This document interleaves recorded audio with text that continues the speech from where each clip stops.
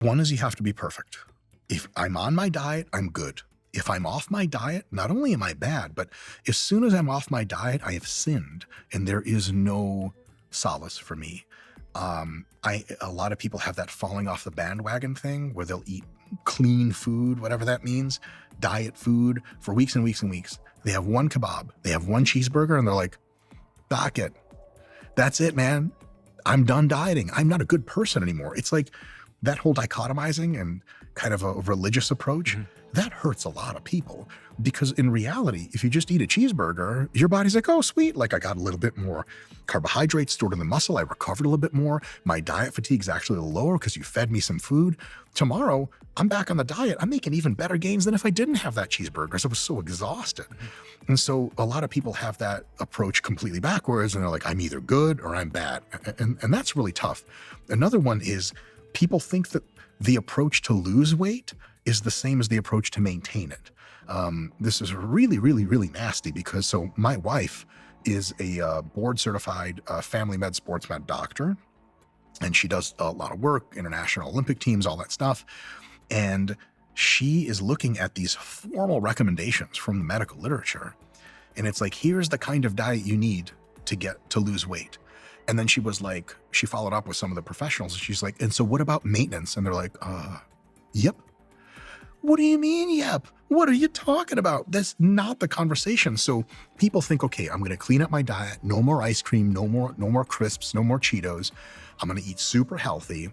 And then when I get to the weight that I want, I eat continuously super healthy. I never have ice cream again. What kind of bizarre world is it? And so they'll flop back to the other one. Well, they'll try for a few months after they've gotten to the weight they like to just eat completely super healthy, clean, everything like that. They lose a little bit more weight. They're exhausted. They're tired. Their food focus is driving them nuts. They'll eat some ice cream and they'll go, "I'm a sinner." And then ice cream, cheeseburgers, up they go. And then they regain all the weight. So a huge myth is the fact that, yeah, when you're losing weight, you got to pay a little bit more attention to what you eat. But once you've gotten to that weight, you both need some time. Roughly every 3 months that you diet hard to lose weight, you should be taking about at least 2 months at maintenance, just maintaining it. So if you weighed 100 kilos, now you're down to 90. After 3 months, for about 2 or 3 months, just stay at 90.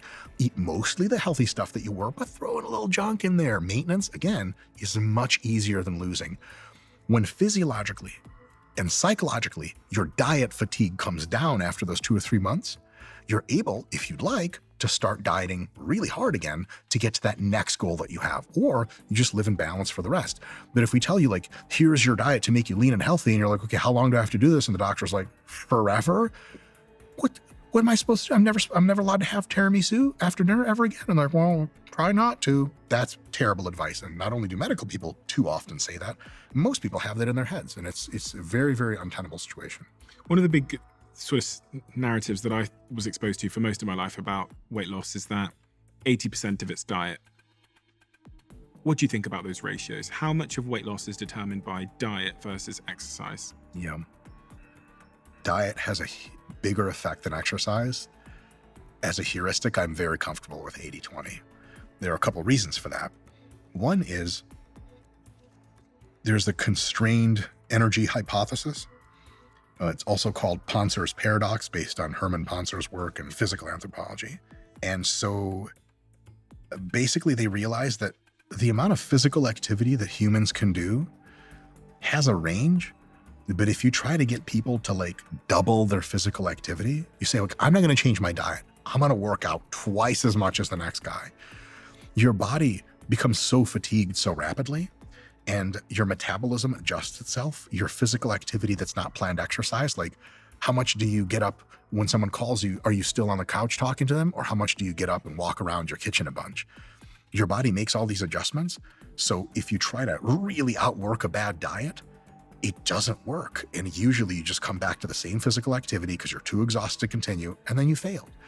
Whereas with diet, you can make some dietary changes, principle based, like stop eating junk food every day and just eat 2 pieces of junk food on Friday and 2 pieces of junk food on Saturday. Just that alone is sustainable.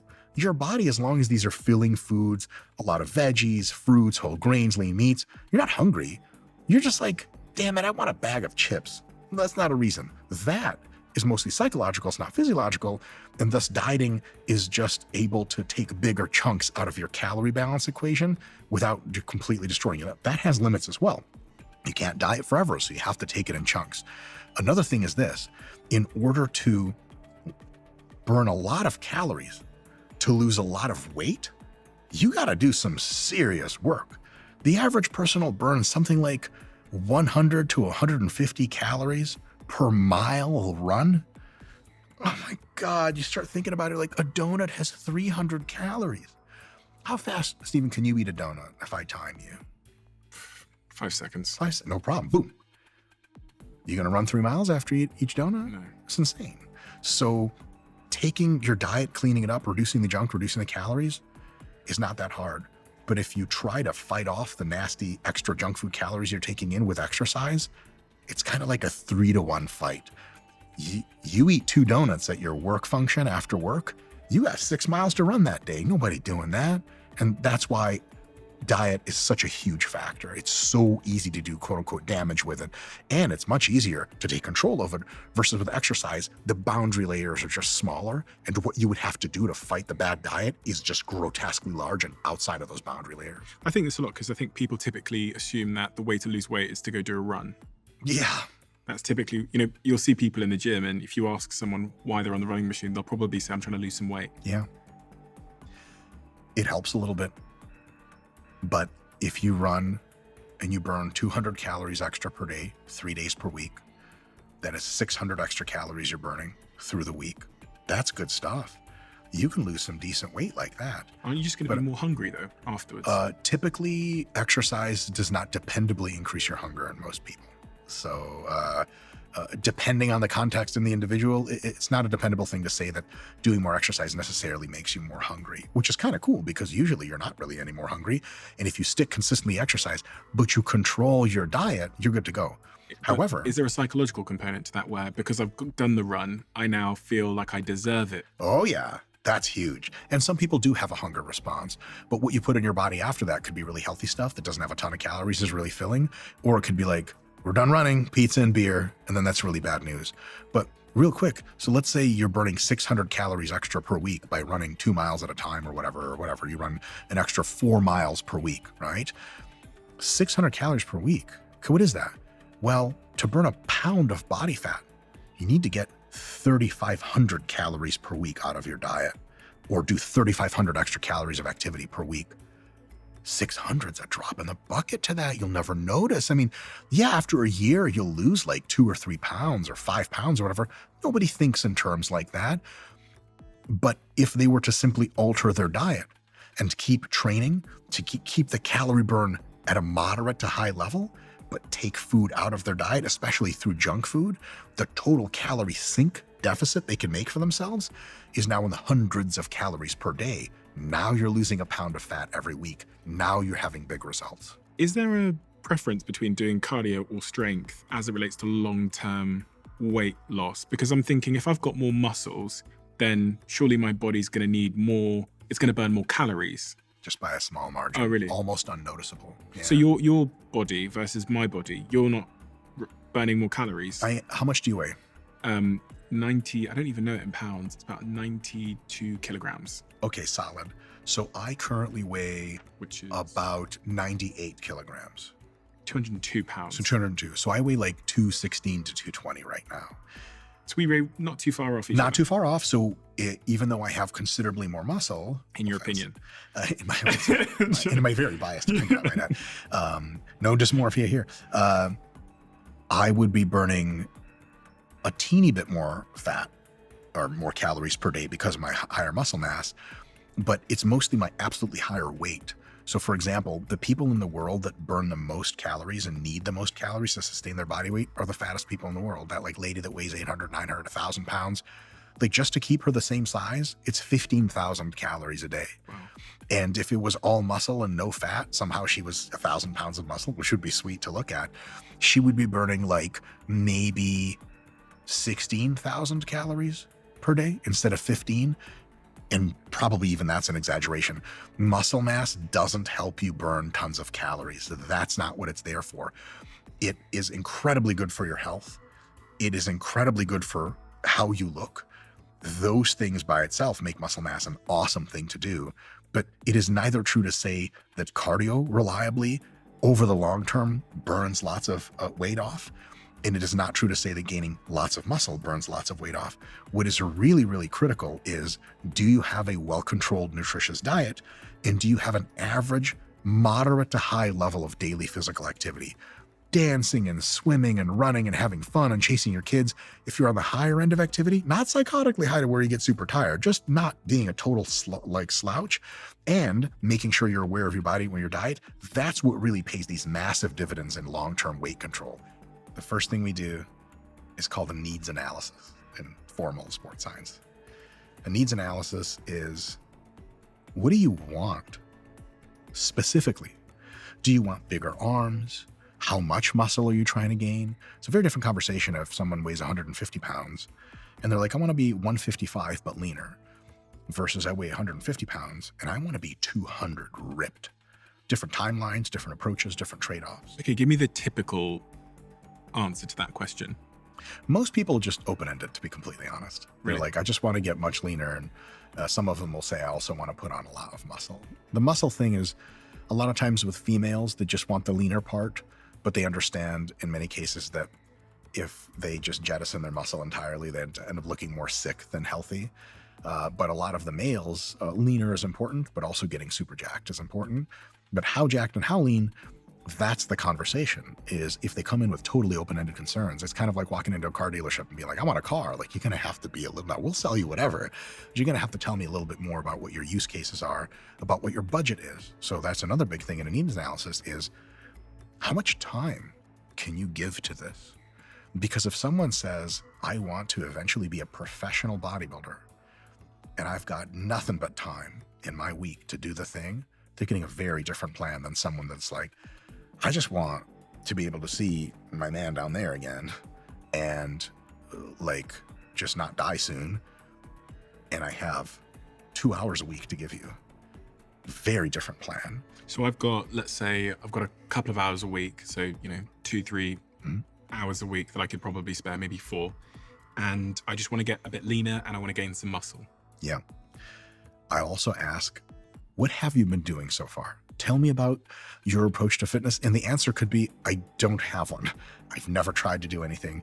Once we get a lot of that information, I don't want to say the plan writes itself, but sort of almost. Now we're really have all the details to fill in the blanks. And then from there, once you've done that sort of needs analysis and you've understood the investment that they're willing to make, you understand what their goals are, you understand their current approach to fitness, what becomes step 2? So if, again, I'm trying to embody the viewer here who's trying to change their life. Yeah. And get going for... Step 2, oftentimes, just to keep it, we definitely do nutrition if you'd like. So please cue me in for that, but I'll just use training as a quick example here. A big one is, do you go to a gym? Can you make it to a gym? Or are you going to be training at home? Because training at home is a bit of a different world. You can get amazing results at home, but we need to make sure you have the right equipment. And it's super minimal. 2 20-pound dumbbells. I like that you're looking over at the dumbbells like... Are those 20 kg dumbbells? They're 20-pound dumbbells. Is that what I need at home? For many people, like adult males, quite spry like yourself, 20-pound dumbbells at home will give you phenomenal overall results. Yeah. What is that, 9 kgs or something? Oh, here we go. Your assistants are quite strong, by the way. Do you fight crime in your spare time? Okay, so these are 20-pound dumbbells. You're just showing off now. But these are what I need at home to do a workout. Yeah, somewhere between 10 and 20 pounds, 10 for smaller, lighter females, 20 for larger, more strong males. Somewhere between that, 2 of those dumbbells at home and a little bit of floor space can be the beginning of an absolutely revolutionary workout program. Really? Yeah. So give me the starting position and the end position that I could get to just with these dumbbells at home. If you properly control your diet and you haven't really lifted weights before, and you're, let's say, 30, 40, 50 years old, in a 6-month time span, we can reliably get you to gain 5 to 10 pounds of muscle, which if you go to the store, what is that, like 5, let's say 2 to 5 kilos of muscle. Mhm. You ever buy 2 to 5 kilos of meat at the store? Mhm. That's a lot of meat. That's going on your body. And we can reliably get you to lose, 5 to 7.5 kilos of fat in a 6-month time frame just by being intelligent about your diet and doing 2 workouts per week at home with your dumbbells. And the workouts each take roughly 20 minutes. So that's 40 minutes a week. Mm-hmm. Oh, yeah. Now, that's if you're unaccustomed and unadjusted. If you have already, and that's why those intake questions are important. Because if you're like, look, I go to the gym 6 times a week, I spend 2 hours at the gym, like, them dumbbells can keep you in pretty good shape, but they're not going to elevate your shape very likely. At the very least, it'll be highly inefficient and incredibly discomforting for what you'd have to do with such dumbbells. So what is step 3 then? So if we've got the equipment part figured out, and I guess the complicated element of that is some people have anxiety as it relates to going to the gym. I've got a lot of friends that, because they're so inexperienced with weightlifting or the machines, they feel embarrassed to go to the gym. So that, well, at least that's what they tell me. Now, I don't know whether they're BSing themselves, but they tell me that they have gym anxiety. Yes. You know, you walk, and actually I can relate. You walk into a gym, especially if I go to like a bodybuilding gym, and I do look around and I go, okay, everyone here knows what they're doing more than I do. Ooh, that's already wrong, but we'll get to that in a bit. And are they looking at me? Do they know that I don't know how this machine works? And if I don't know how a machine works and there's nothing, no label to tell me, sometimes I just avoid the machine. If I'm in like a bodybuilding gym, because I go, I don't know how to do my wrist muscles. Yeah. I just look like a doofus and everyone's making fun of me in their heads. That's what I think sometimes. If I go to like a really elite gym, so. Yeah. So first of all, I think people's gym anxiety is absolutely a real thing. I can speak to that at length. The next step would be to say, hey, listen, based on all the information we've collected on your limitations, desires, abilities, we've cultivated a plan for you. It'd be a diet plan, and just sticking to the muscle growth stuff. Here's your plan for your training.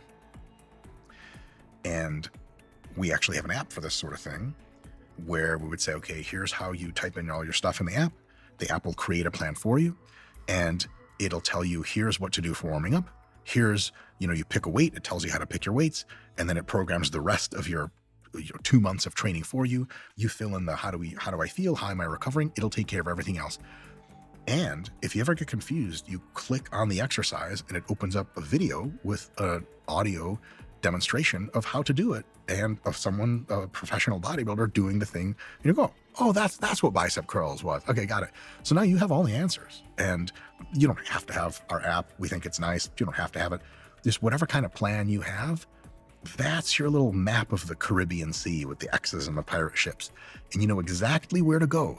And it's you, your app, or your map of how to train your program, and everyone else, like in the Avengers movies, just floats away. There's no one else. There's not even any other machines. It's you and the bicep curl machine.